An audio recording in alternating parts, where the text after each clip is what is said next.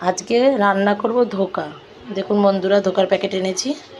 এবার ধোকাটাকে গরম জলে ভিজিয়ে নেব। গরম জলে ভিজিয়ে ভালো করে মাখিয়ে নেব। 5 মিনিট ভিজিয়ে রাখবো। ভিজিয়ে রাখার 5 মিনিট পর ফুলে উঠবে জিনিসটা। কড়াইটা গরম হয়ে গেছে। এবার ধোকাটা দিলাম।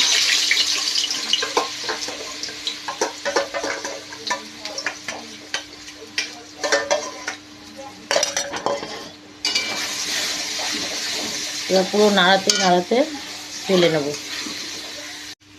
নাড়াতে নাড়াতে যখন দেখবো এরকম দলা হয়ে এসেছে, তখন এটা রেডি। এখন থালায় ঢেলে কেটে নেব। থালায় একটু তেল দিয়ে মাখিয়ে নেব, তাহলে ধোকাটা ভালো মতো উঠবে। এবার ধোকাটাকে পিস পিস করে কেটে নেব।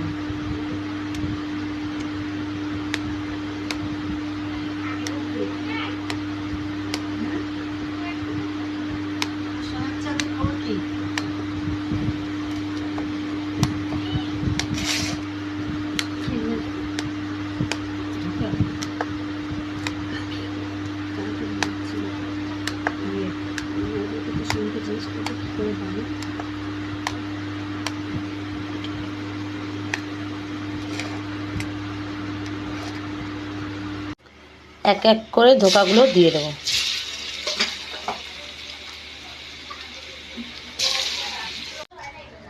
জিরা, তেজপাতা সম্বার দিয়ে দিলাম। আলুটা দিয়ে দেবো।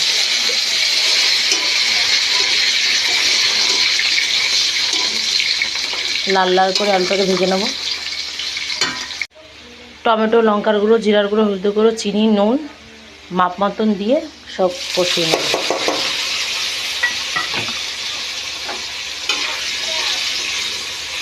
ভালো করে মশলাটাকে কষিয়ে নেব। ধোকাগুলো সব ভেজে নিয়েছি। ঝোলটা ফুটে উঠেছে, এবার ধোকাগুলো দিয়ে দেবো।